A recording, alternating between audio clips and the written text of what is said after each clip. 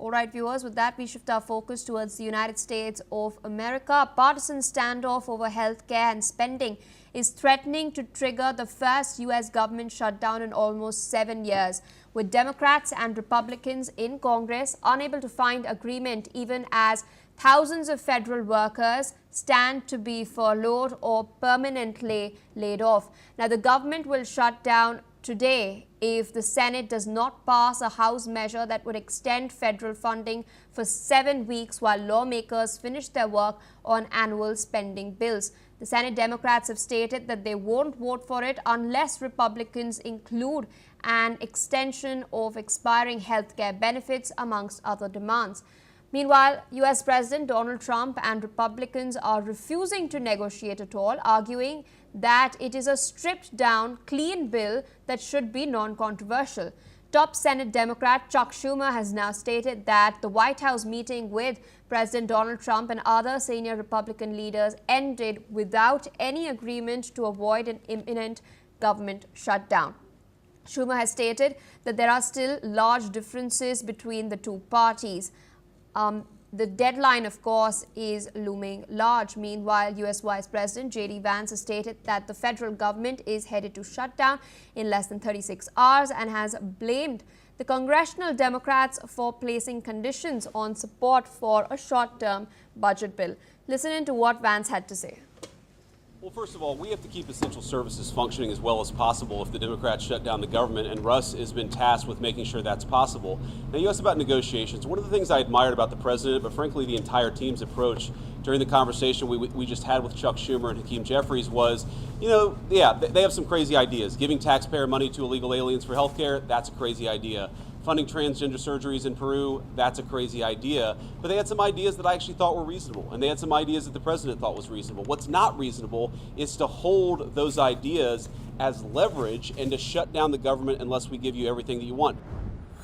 Disagreements about tax policy, but you don't shut that government down. We have disagreements about healthcare policy, but you don't shut the government down. You don't use your policy disagreements as leverage to not pay our troops, to not have essential services of government actually function. You don't say the fact that you disagree about a particular tax provision is an excuse for shutting down the people's government and all the essential services that come along with it. With us on the broadcast is Mr. Gautam Mukherjee, senior journalist, joining us from New Delhi. Thank you for taking our time speaking to us on NewsX World.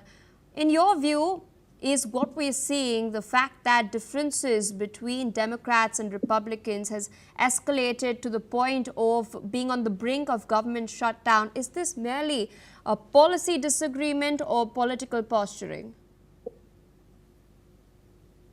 It's a bit of both, because I think the Trump government wants to use this issue to sack a lot of people.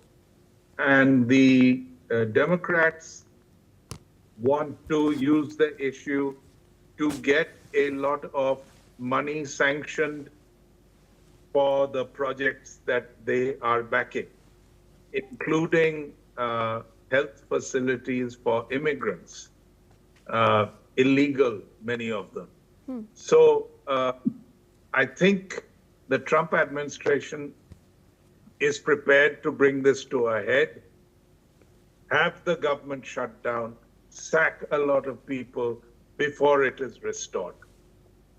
And sir, in your assessment, which party has more to lose politically if the shutdown does take place?